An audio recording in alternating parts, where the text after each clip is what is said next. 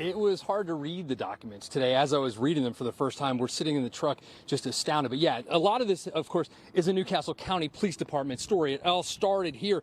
But police in Maryland now say 31-year-old Darrian Randle didn't have her daughter stolen here in Delaware. Like she said, they say she beat her to death with a belt back on Monday. And then they say her boyfriend hid the body. They say this whole Amber Alert thing that led to the Amber Alert that had all of our phones screaming at us Tuesday night.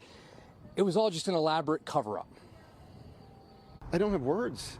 Honestly, I don't have words. Neighbors here in this Northeast Maryland community said they never saw Darrian Randle or her 3-year-old daughter Nola living up the long driveway in the home of 44-year-old Cedric Britton. They say they barely knew Cedric and have no idea what he even did for a living. It was surprising and shocking to see all yesterday. Court documents show after police began investigating the accusation Nola was stolen off a quiet road in Newark, they learned what really happened. They say Randle had beaten Nola 15 to 20 times with a belt on Monday and that she collapsed and died. After wrapping the child with saran wrap and putting her in a suitcase, police say they drove around with the child's emaciated body, but later came back and put the suitcase on the basement steps. They say the next day, Cedric hid the body on a vacant lot more or less adjacent to his own property.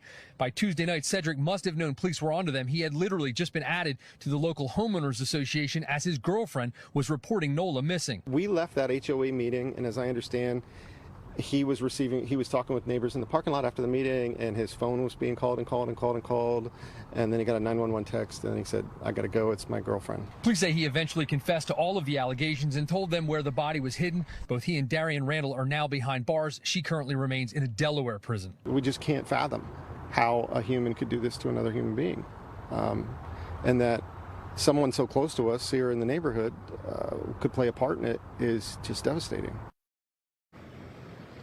Yeah, and we found court paperwork from Indiana that shows Randle changed her custody agreement with Nola's dad to move here to Maryland to be with her boyfriend. I've been trying to reach out to him today, but haven't been able to connect. I also just learned that despite prosecutors asking that Britton be held without bail, in the last few minutes we have learned that the state's attorney put out a statement saying despite their request, he has been allowed out on home detention and $75,000 cash bail. He is allowed to go back home temporarily.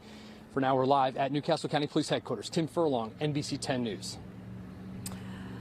And we have been following this story since the news first broke. You can catch up on the details on NBC10.com or the NBC 10 app. Scan that QR code on your screen. We do have a timeline there, and we'll send you alerts anytime we get new information.